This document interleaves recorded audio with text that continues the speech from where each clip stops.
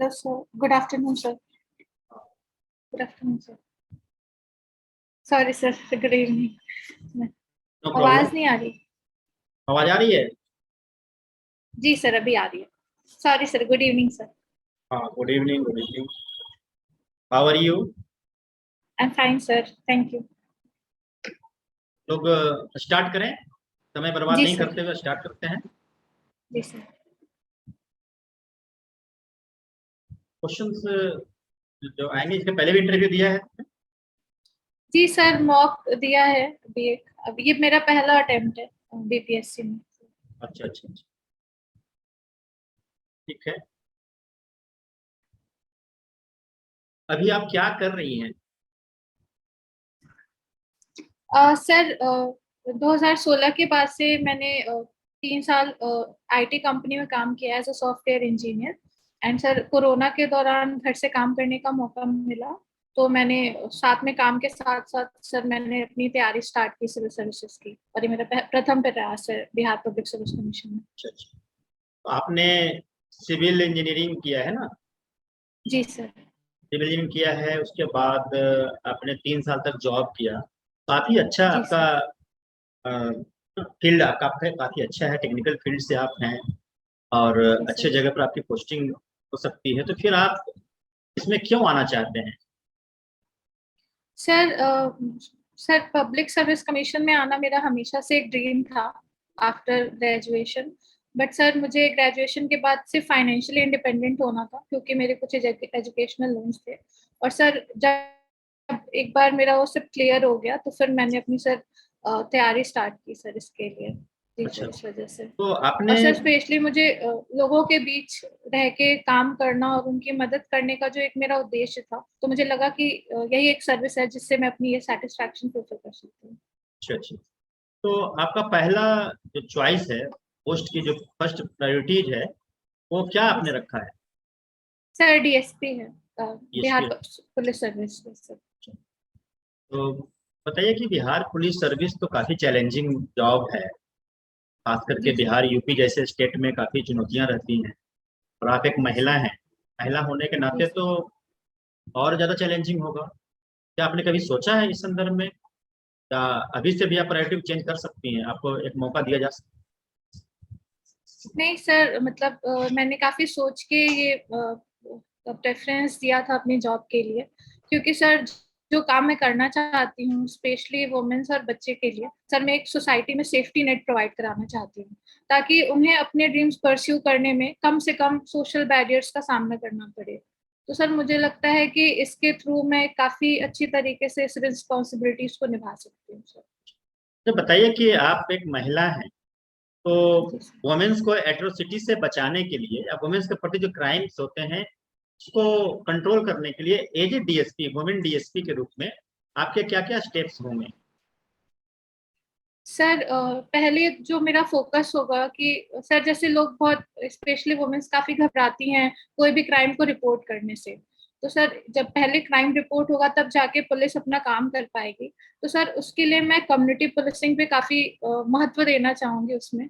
और sir specially जो उन एरिया को सर फोकस करना जहाँ पे वुमेन से रिलेटेड काफी अनसेफ एरियाज जो होते हैं, वहाँ पे सर एज ए डीएसपी मैं किसी जो भी ग्राम सभा या ग्राम पंचायत में भी जो भी मिडिल मैन या मिडिल वुमेन रहती हैं, उनके थ्रू उस एरिया का सर जो भी जांच पड़ताल कराना, और क्या वहाँ पे इश्यूज ज्यादा हैं वुमेन से लेके या जो भी बच्चों से लेके या इन जनरल जो भी इश्यूज हैं, उनको ध्यान में रखते हुए सर अवेयरनेस कैंपेन चलाना, ताकि महिलाओं को उनके अपने राइट्स का अधिकार उनको पता रहे कि क्या उनके पास राइट्स अवेलेबल हैं, क्या उनके लिए है, और जिससे कि वो सर वो आगे बढ़ के या उनके थ्रू जैसे पुलिस में उनको जो भय रहता है वो एक मिडिल मैन के थ्रू वो दूर किया जा सकता है सर। तो मेरा एक यही उद्देश्य है इस एरिया में का सर काम करने का।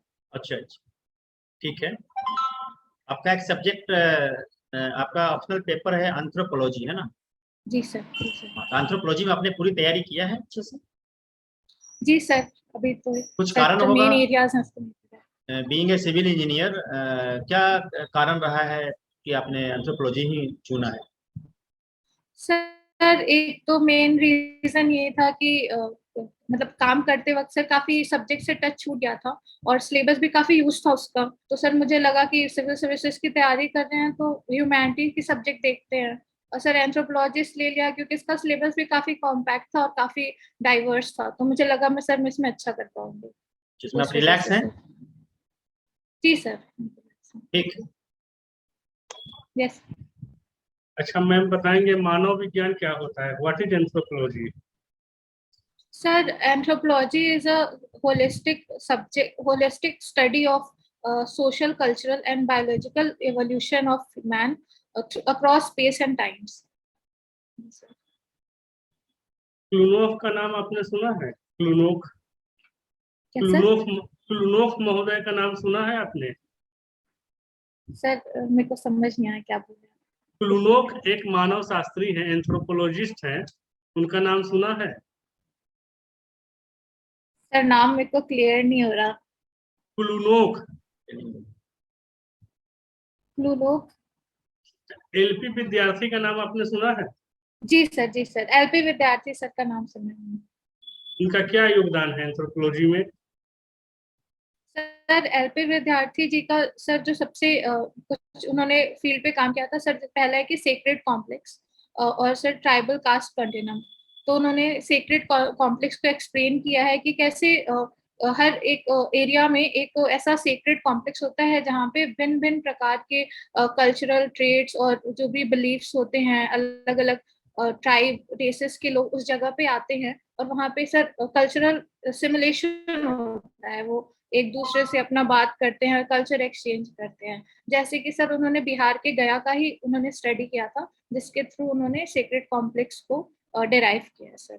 और ट्राइबल कास्ट कंटिन्यूम में सर उन्होंने मालय ट्राइब पे स्टडी किया है और उसमें उन्होंने ये बताया है कि कैसे अच्छा, एक बात जो भी बताइए, ट्राइबल इंसान होता है कैसे उसके कल्चरल एंड सोशल बिलीफ्स उसके एक्शन नेचर से सर एंथ्रोपोलॉजी और derive applied anthropology, action anthropology and applied anthropology दोनों एक ही है या दोनों में कुछ अंतर भी है?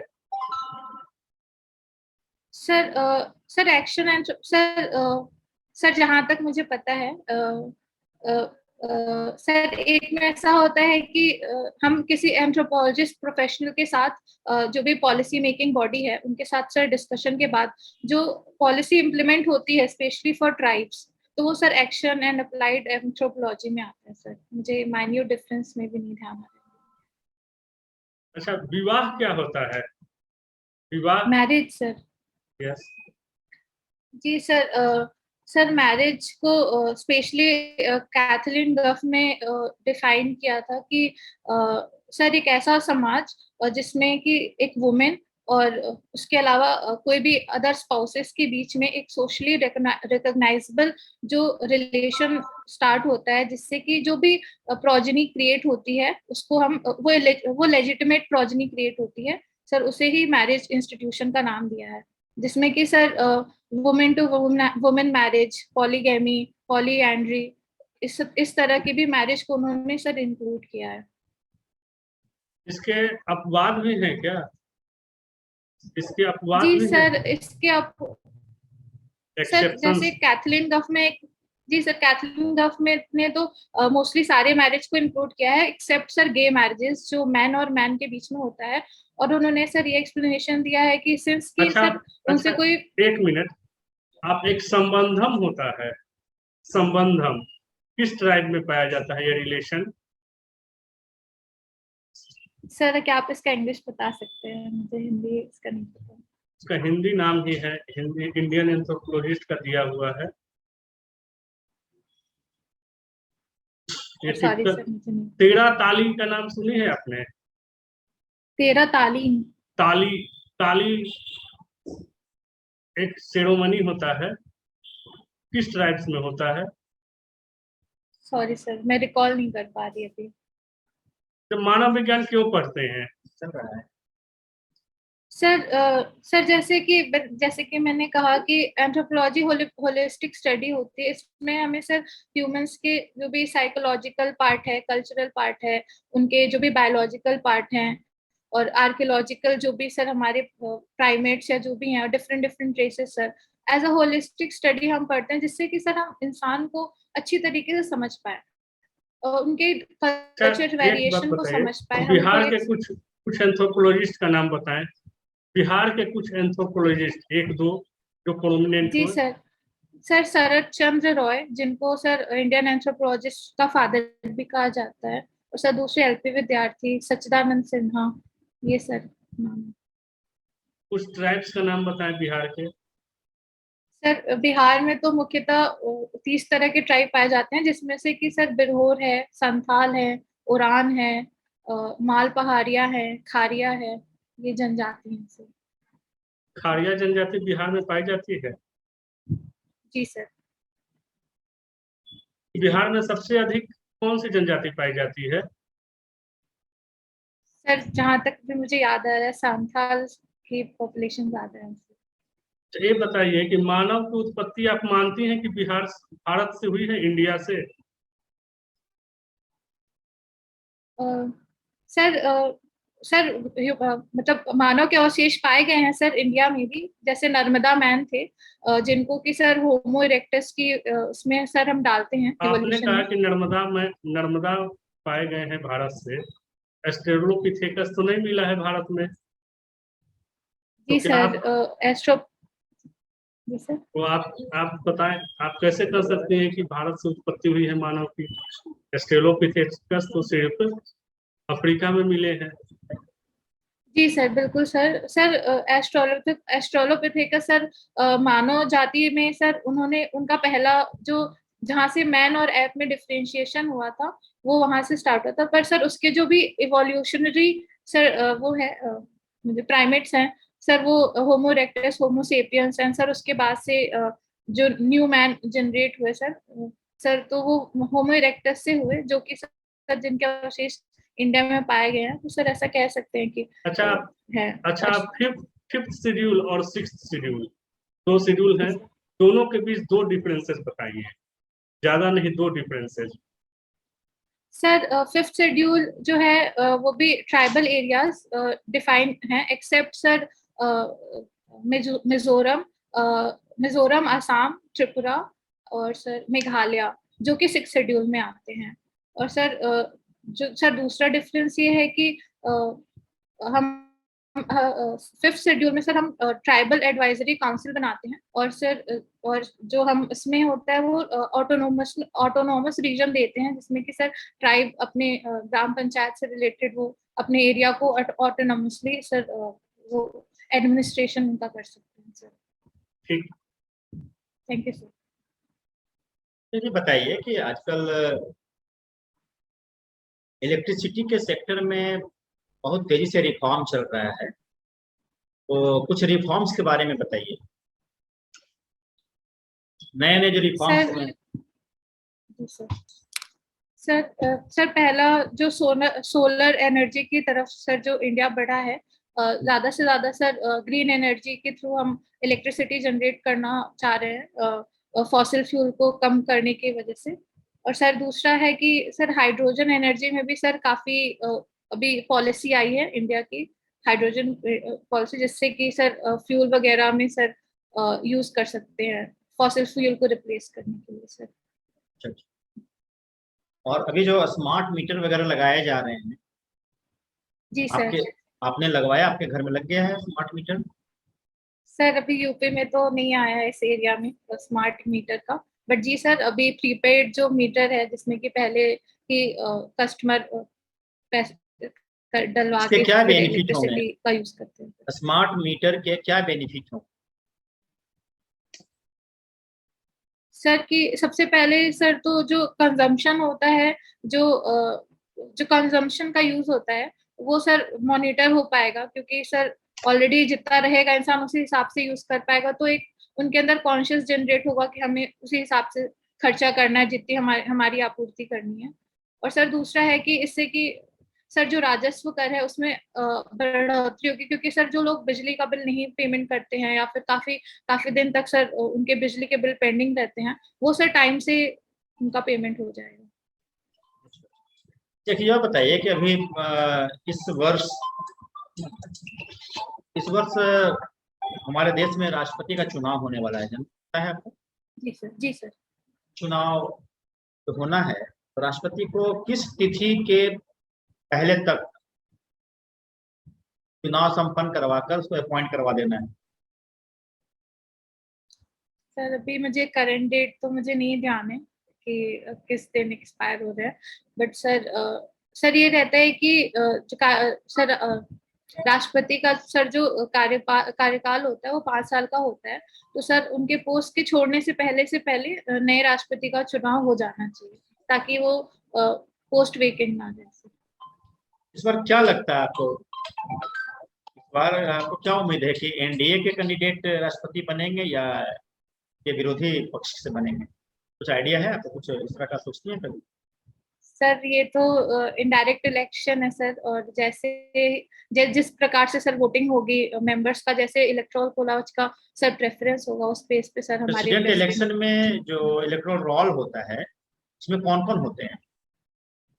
सर जो भी राज्यसभा लोकसभा के इलेक्टेड मेंबर्स होते हैं वो होते हैं, और सर बाकी स्टेट से भी जो भी स्टेट असेंबलीज होती हैं उनके इलेक्टेड मेंबर्स सर पार्ट लेते हैं इलेक्शन में।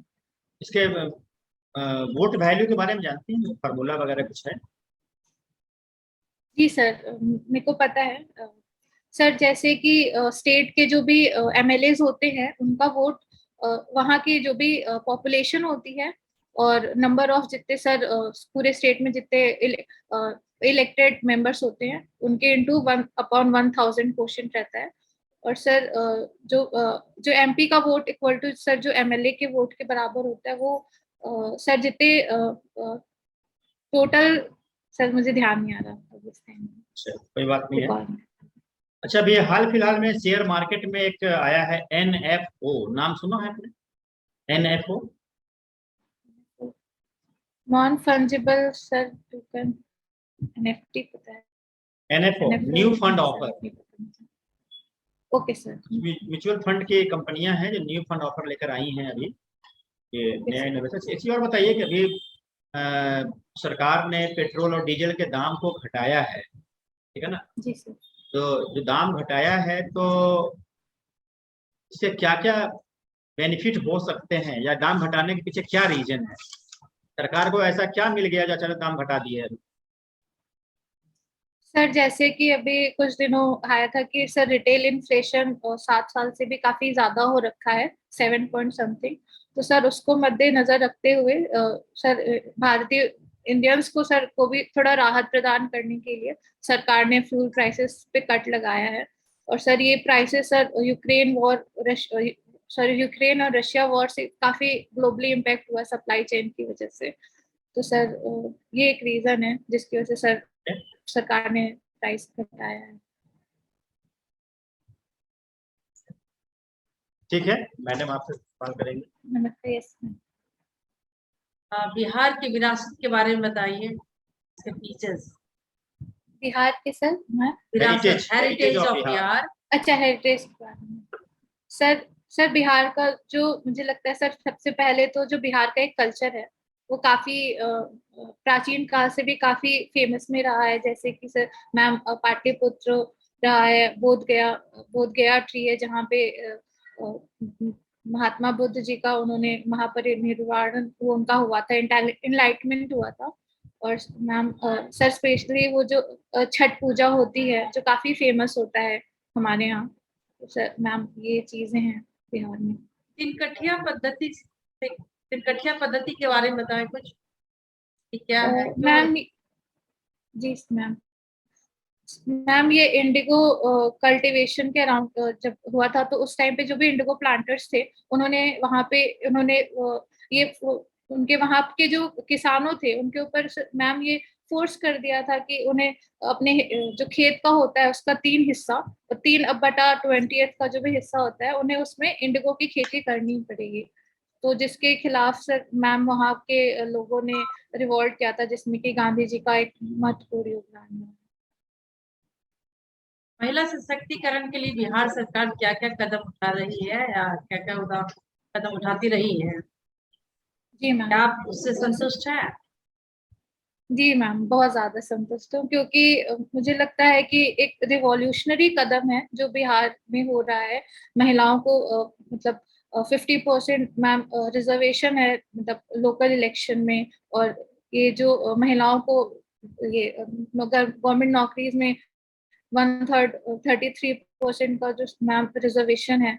प्लस जो भी महिलाएं या जो भी बच्चे बालिका 12th पास करती हैं उनको 50,000 रुपए दिए जाते हैं। और ग्रेजुएशन पास करने के बाद 25,000 एंड ग्रेजुएशन पास करने के बाद 50,000। इससे महिलाएं स्पेशली इकोनॉमिकली और पॉलिटिकली काफी उनके अंदर एम्पावरमेंट जाग चुकी है, जिससे कि वो अपना भविष्य खुद अब निर्धारित कर सकते हैं। और किसी भी समाज को मैम अच्छा बेहतर बनाने के लिए जरूरी है कि हम उनके महिलाओं के लिए ऐसा कदम उठाएं, जो कि बिहार काफी अच्छे से करता है। दहेज विरोधी कानून बन जाने से क्या लगता है कि महिलाएं सुरक्षित रह पाई हैं? क्या उससे उनके जीवन में आमूलचूल परिवर्तन हो पाएगा? क्या हो पाया है? जी मैम, बिल्कुल। काफी हम इस जो दहेज एक उत्पीड़न है उससे हम इंडिया काफी आगे निकल आया है, काफी अवेयरनेस क्रिएट हो गई है। और जो लोगों के अंदर जो डर होता है वो काफी बढ़ गया है इसको लेके। तो मुझे लगता है कि उसमें जरूरी है और भी इसमें काम हो सकते हैं कि जिससे कि हम लोगों को और ज्यादा अवेयर करें कि लोग आके रिपोर्ट करें। बट मैम स्त्री धन के बारे में बताइए, स्त्री धन क्या है? Bride price ma'am. स्त्री धन, सॉरी मैम, मैं कॉन्टेक्स्ट नहीं समझ पाई क्वेश्चन का। जब भारतीय स्वतंत्रता आंदोलन में महिलाओं का योगदान, उनका नाम कुछ बताइए, कुछ महिलाओं का नाम। जी मैम, सबसे पहले तो सावित्रीबाई फूले, जिन्होंने महिलाओं के एजुकेशन के लिए उन्होंने एक तरह से पायनियर थी, उन्होंने स्टार्ट किया था। और कादम्बरी गांगुली और मैम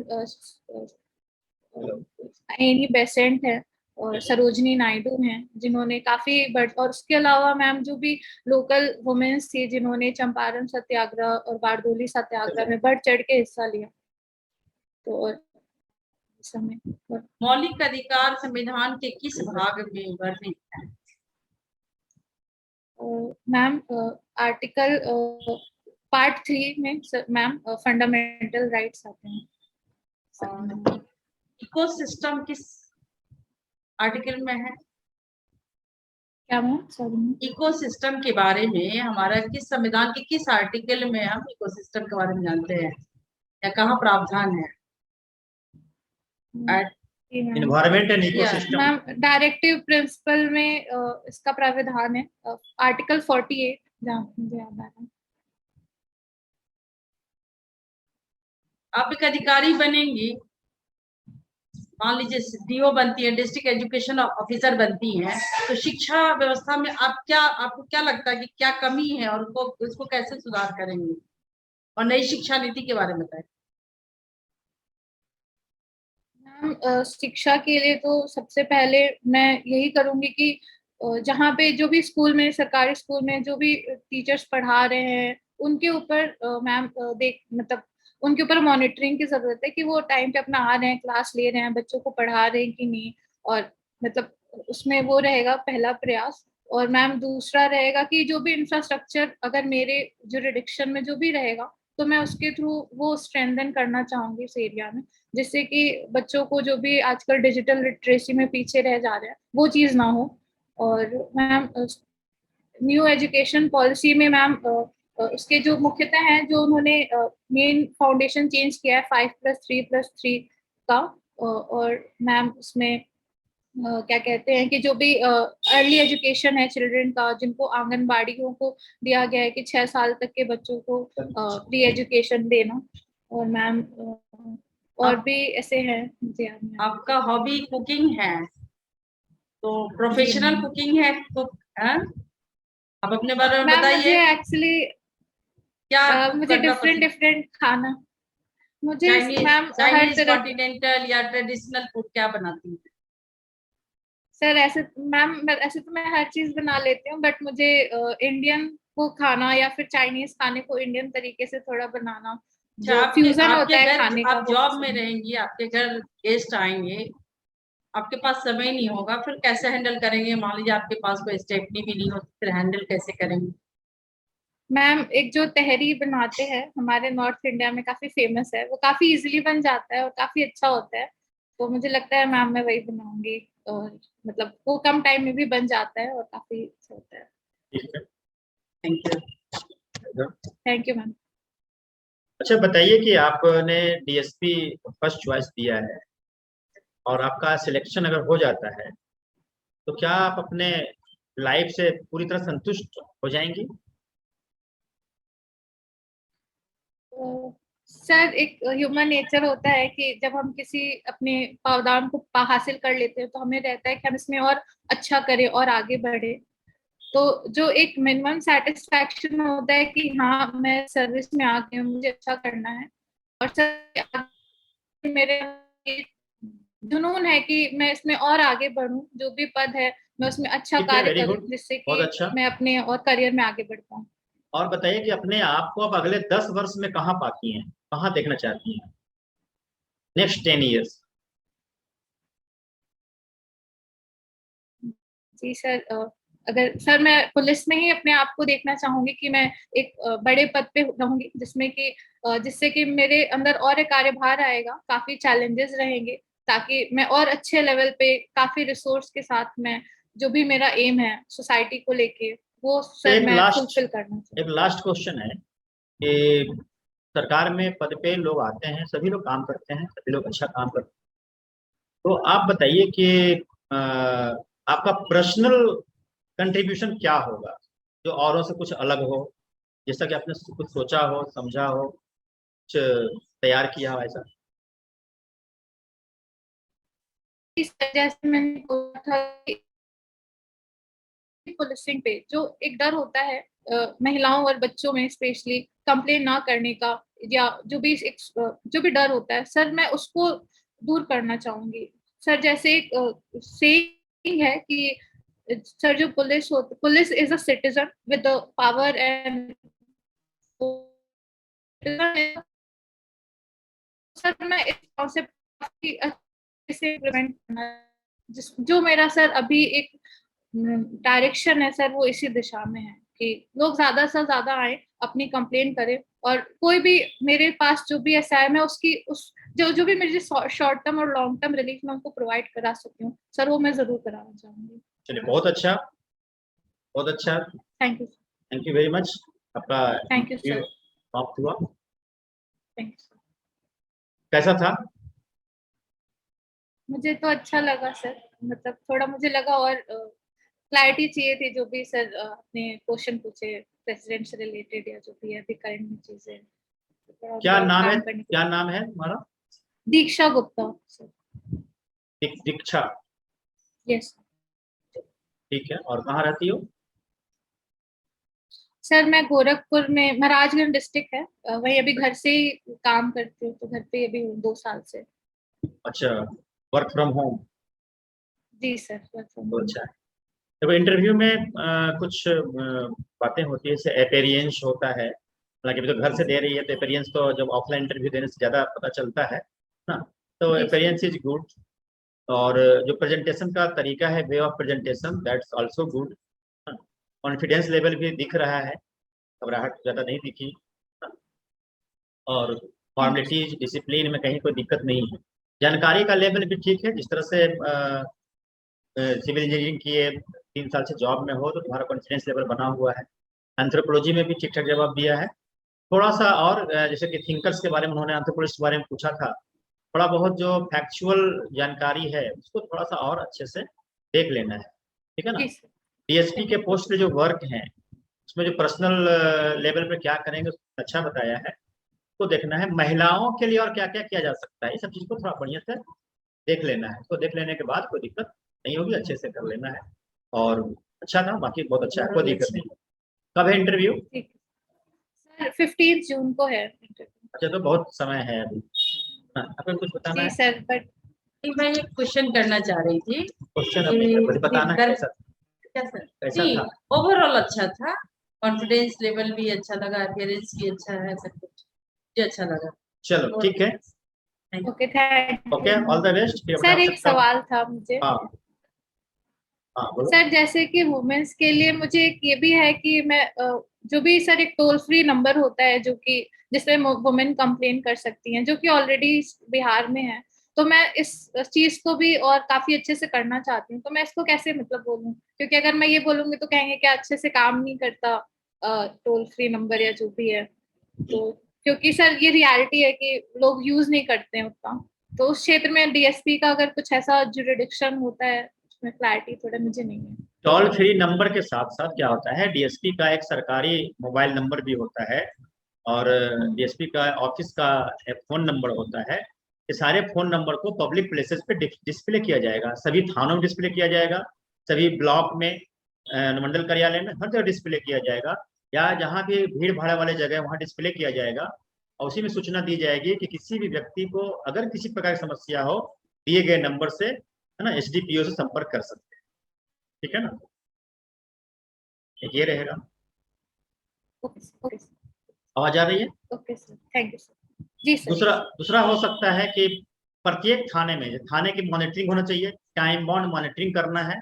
अब प्रत्येक थाने में कितना एफआईआर हुआ, कितने डायरी लिखे गए हैं, इसका मैं रिकॉर्ड रखूंगा या रखूंगी, है ना, और उसकी मॉनिटरिंग करके प्रायोरिटी बेसिस पर उसका निष्पादन करूंगी समय से। खासकर जो केसेस होंगे काफी ठीक है, सीरियसली जो केस होंगे, महिलाओं से रिलेटेड होंगे, बुजुर्गों से रिलेटेड होंगे, वैसे केसेस को प्रायोरिटी के आधार पर जल्द से जल्द कोर्ट में उसको प्रस्तुत करने के लिए मैं अग्रतर कार्रवाई करूंगी। ठीक है ना? जी सर। कोई दिक्कत होगा तो Thank you. कोई दिक्कत होगी तो बात कर लेना है, मेरा नंबर पिंकी से ले लेना, उस नंबर पे कॉल दिन में कर सकती हो, या अगर शाम में करना होगा तो 8 बजे के बाद कर सकती हो, 8 से 9, है ना? जी सर, मुझे थोड़ी पुलिसिंग से काफी मुझे मतलब चाहिए थी जानकारी, जो नहीं मिल पा रहा था, ऐसे मैंने काफी सर्च किया था, स्पेशली बिहार में।